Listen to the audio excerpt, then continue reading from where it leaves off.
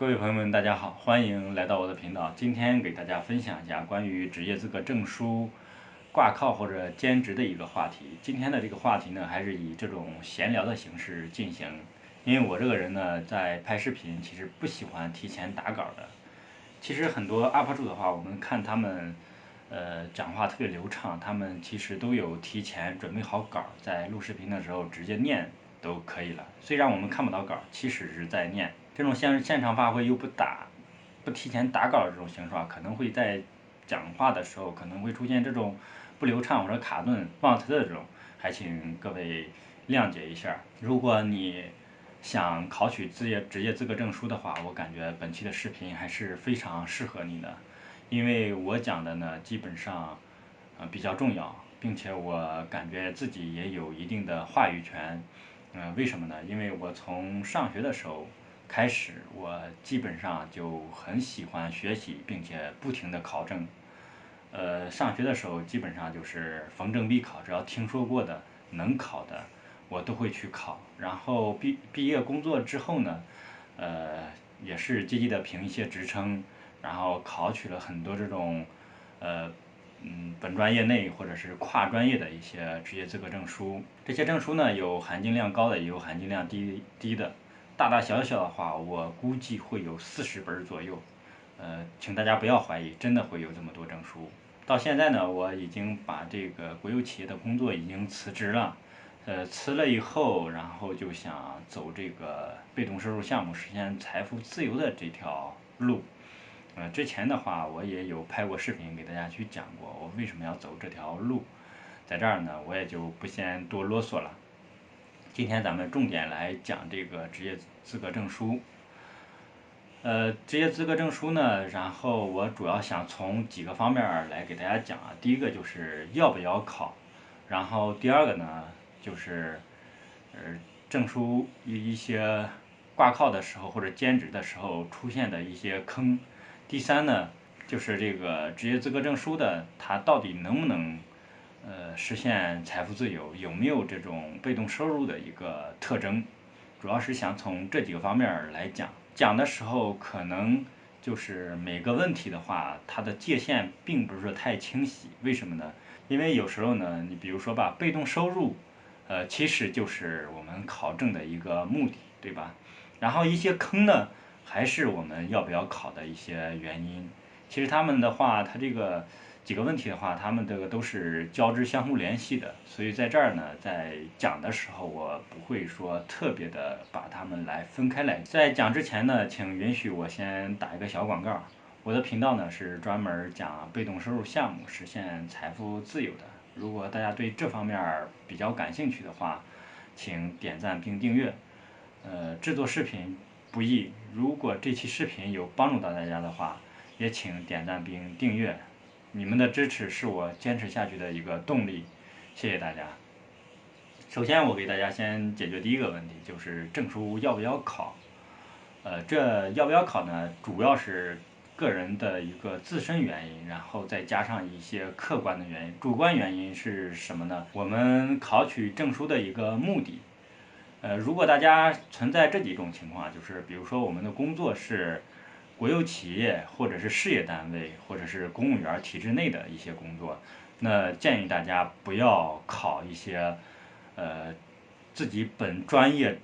之外的或者与工作无关的一些证书，因为这种人群的话，像其他单位去挂靠的话是难度非常大的，因为国家现在在严抓这个。等你考完之后，你会发现自己的证书真的挂靠不出去。我们可以去网上去搜索啊，其实这种案件非常多，就是因为自己考了证，然后冒险去挂靠，自己发现以后确实不是那么回事，风险很高，然后又想着办法把证书给要回来或者注销。走到内部的话，有可能会有一些这个司法或者法律上边的责任会非常大。有些人的话，因为这个证书要不回来，也是绞尽脑汁的去想办法，结果惹了一身骚。这个其实很常见的，我们可以去搜索引擎上去搜索一下，其实这个很多的。但是像另外一种情况，比如说我们在一些个人企业，由于企业并不是说太正规，它并没有给咱们交社保，那这样的话我们就可以去考一些证，因为考了证以后，第一的话会给我们增加的一个收入，另外的话就是，会把我们的社保给我们交上。我们知道，其实一个人的话，社保非常的重要。你比如说像我的话是在异地那个定居了，在异地定居的话，户口并没有动，这样的话就是给异地的一个人一个很大的问题，就是如果你户口不在这儿，或者是没有社保的话，你会发现你自己，从看病或者是从孩子教育上边儿，或者是买房买车，你发现都会有一个很大的一个问题，并且老了以后也没有一个保障，问题很大。所以说我们通过这个考证的话来交社保还是比较好的。当然这是一个考证的一个优点，但是也有很多一个缺点，大家也要考虑的。就是后边的话我会给大家去讲一些这个坑，主要是从这方面来考虑。另外要不要考证，大家要考虑一下自己有没有这个学习的时间。因为在我的圈内里边的话，也有很多人在考证，由于工作或者其他一些原因吧，当然也有很多相当是属于一个主观的一个原因，然后最终放弃了。前期的话浪费了很多的时间和精力，甚至还有金钱，到最终没有坚持下，也没有考下证。没有考下证的话，那就是前功尽弃。这样的话是费力不讨好，所以说大家在考证的时候一定要给自己下个定心针，我一定要把这个证书考下来。如果没有这个毅力的话，请不要考，因为学习是一种非常痛苦的事情。我们在考试的时候就是我考了很多试，我会发现，越是难考的一些试的话，很多人都是打酱油的，或者是不考。缺考的话，甚至会达到1/3、2/3的情况也会有3/2情况会少一点，但是也有相当一部分人。另外的话就是打酱油过来的话，就是看看考考，其实并没有学习，这样的人也很多。所以说希望大家不要成为这类人。这是关于这个时间上边来说的。最终的话，我再强调一下，如果大家以这种呃存在这种已经有社保或者有正式工作，并且以这种挂靠为目的的想法，尽量不要有，因为这样的话真的会后悔的。第二个要给大家解决的问题就是职业资格证书，具备不具备被动收入的一些特点，能不能达到这种财富自由的一个目的？关于这个问题的话，首先我要给大家讲一下这个被动收入的话，它需要具备几个特点。第一呢，就是长期稳定；第二呢，不需要太多时间来打理。我们先从这个长期稳定来分析这个职业资格证书吧。其实这个职业资格证书的话，从长期稳定上来还是具备的。其实这个长期稳定，主要是还是说的一个收入多少的一个问题，然后一个安全的一个问题。关于这个收入多少呢？其实它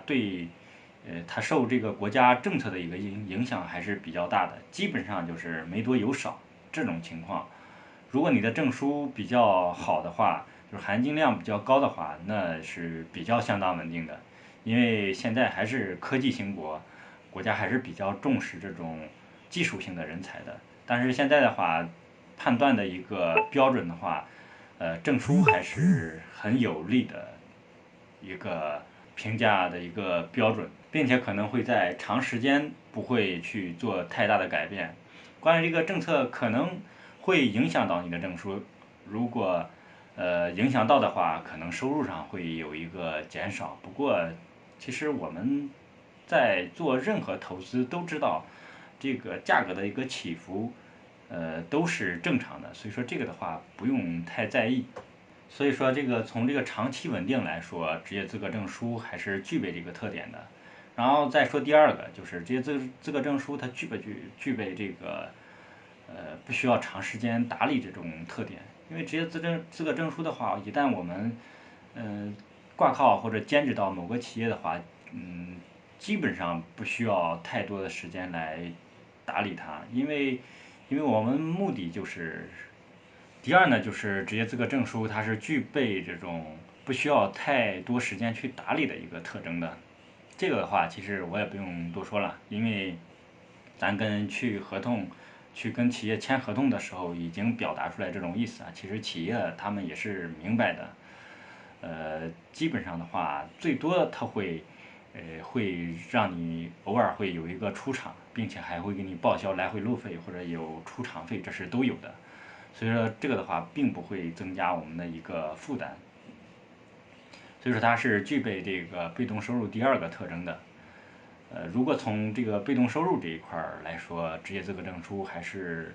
比较推荐的。最后一个要给大家解决的问题就是职业资格证书在用的时候有哪些坑，怎么去避免？第一个呢，就是当我们拿到证书了以后，肯定想着就是去找一个用证单位。那么建议大家是通过这个熟人来介绍，这样的话会更可靠一点。如果要是受自己的自身的这个资源的限制找不到的话，也可以去网上找。网上找的话会有一个问题啊，我在网上找的时候，大概率会碰到中介。如果碰到中介的话，会出现的问题是什么呢？就是，中介的话，就是扣的钱特别多。比如说这个用证单位可能是给5万，然后他到了工程师这儿的话，可能就剩下2万或者1万都有可能的。你不要不相信，确实有些中介特别特别的，下手特别的重，直接就是扣的很多。但这种情况居多数出现在这种培训班儿，比如说我在你这儿考了，证，对吧？在你这儿掏了学费，然后到时候挂靠的时候你要给我解决，挂靠的时候他们会统一解决很多这个学员的挂靠问题。他在解决的时候，他们会从中获取很大的一个利润，这是这一方面。然后呢，就是会出现这个中介跑路的情况。这个中介的话，就不只是这个培训机构啊，大部分是属于这种，在网上找的是用人单位的时候发的广告，有人主动联系你或者怎么着的，这样的话会出现的问题啊，比如说他们是骗子，然后，他们收取了这个用证企业的钱了以后，他直接跑路，或者压着钱不给你，或者是拖延，这种情况都有可能的。然后一种情况就是他们对这个用证企业审核并不是说太严谨，会出现这种用证单位其实它是个皮包公司，或者是用来洗钱的，或者是一些非法的一些这个并不是干实事的一些企业会碰见这种企业，所以说我们要避免这种情况。所以说我们的这个解决办法目的呢，就是要找到这个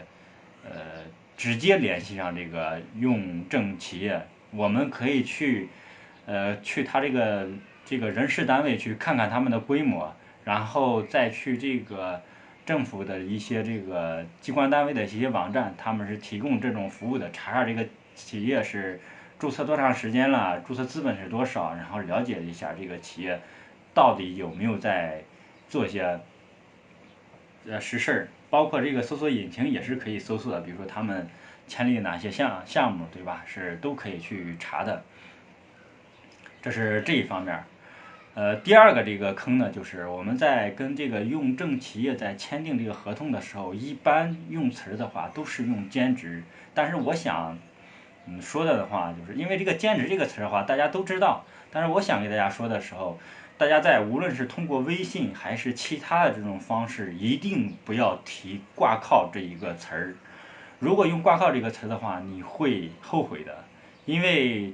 很多这种纠纷的话都会出现在这种情况，比如说，由于国家对这个挂证，呃抓的特别的严，你去主动的去索证，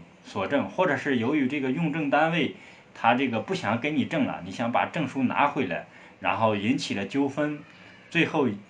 走了这个司法这条途径的话，如果你出现了这个挂靠这个词儿的话，你直接会败诉的，到时候你还需要把这个钱归还给这个用证企业，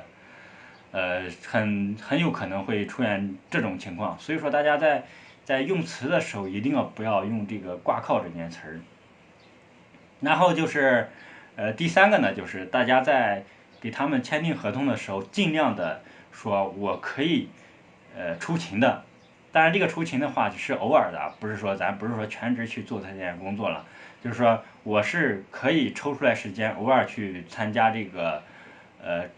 公司内部的一些工作的。第一的，从个人方面来考虑的话，你可以去了解这个公司做的有哪些项目，并且它这个风险度，对不对？用你的证的这风险度你也会了解，甚至你也可以做一些工作方面的一些意见，也是可以提的。这样的话你会这个放心，对吧？这是第一点。另外的话，第二个好处呢，虽然你之前前几条你都做到了，但是由于你不出勤，对吧？如果真走到了法院这个地步的话，由于你并没有出勤，法院会判定你这个劳动合同是无效的，并且法院他心里边也很清楚，其实你就是挂靠。这样的话就是留下了呃一个把柄，所以说在这方面的话，大家尽量去出勤，就是这两个好处争取到。最后一个我需要给大家提醒的就是，如果自己有社保或者有自己的正式工作的话，大家尽量不要去跨企业去挂靠的证书，因为到时候社保的话，国家会全国联网，如果全国联网的话，那到时候你也会面临一个就是注销证书或者是把证书要回来这个局面，甚至会走到这个司法程序上边，那到时候自己就非常的被动了。其实我这个证书比较多，之前我也有考虑过，就是社保的话，因为跨省之间它是不联网的，所以一直在想着，如果考两个证书的话，分别挂到两个甚至三个不同的省份的话，这样的话就会拿到更多的一个钱。其实这样的话是我还是感觉自己想错了，所以大家的话还是尽量避免这种问题的出现吧。其实今天的话，我暂时也只想到了这些东西，给大家简单的去闲聊了一下。后边呢，如果我再想到其他的话，我再补充吧。因为咱这个我也不喜欢打稿，也不喜欢这个去总结，只是临场发挥的，所以说的话，可能会出现这种不完整或者是有纰漏的一些情况。